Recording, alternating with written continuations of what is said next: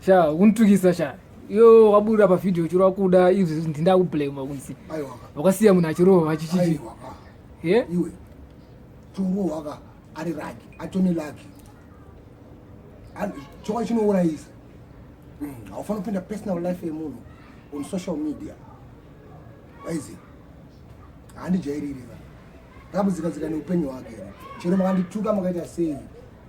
Apindire life yangu. Mukati Hanzi I don't fucking care.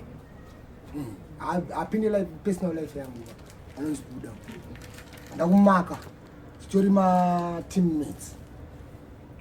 But murume wakataura apinde pa personal life upenyu wangu. Anoziva sei? Anoziva zvakaitika iri kuti ndiyo isina chinhu. Tazimisa kuda kusupporta kamusingazivi. Kuti iwe kuda Makidho wakatadza. Chimumtsura iwe wakuda wacho.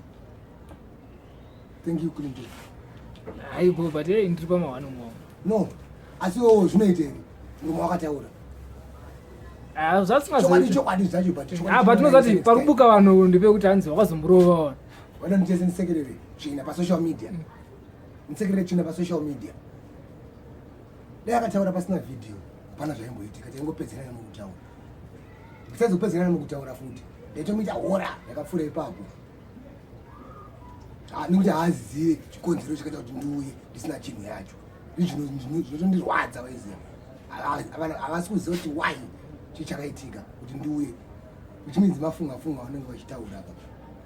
Saka ngaabvunzika. Asingazive ngaadzidziswe. Asingaone ngaaoneswe kuti aone. Asingafambe ngaafambiswe kuti afambe pakachena nevamwe.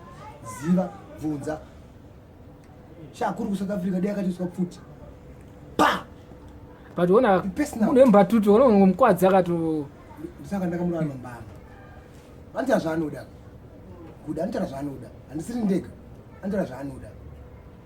But kwandiri ndakazonyanyadzika waizi. Anopinda personal kuti zvakandibata pahana waizi. Nezvikuitika mulife mangu. Bodo kutaura izvo. Which means asiyeka ndakachitaura. Akatoudzwawo handiti. Abazodhomoka pa social media. Pakamera. Pepe ndakangomutsura ndikati kuda. Saka Hanzi vamwe vanhu vanokumbira marizero avo. Munhu andakatsura. Apari kuti asuma mbatutu, but aitonowa mbatutu angationa akaiviga paside. Ndatione video. Saka kumutsura kwanenge ndakatadza. Kuti aiwa usati vamwe vanhu vanokumbira marizero. Kumutsura ngwa right. But manje kamutsuriro kacho manje. Ndokari kubukwa nevanhu manje. Kekuti wakazombolonja. Kubolonja kutsura after ndamutsura. Akangoti alright. Waiziva. Kwakazoti right. Ndakudzikadzika newewe. Ndabva kumutsura. Kuti usataura izvozvo. Amen. Unoti kune vanhu pane vanhu vangachishamba ichanzi. Ndapasana munhu.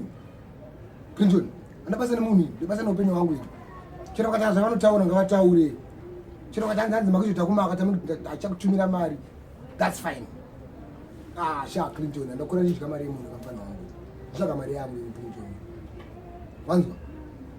Chero kwamakandimaka pa social media. Chero makandimaka. Ndimaka kana kusandifarira.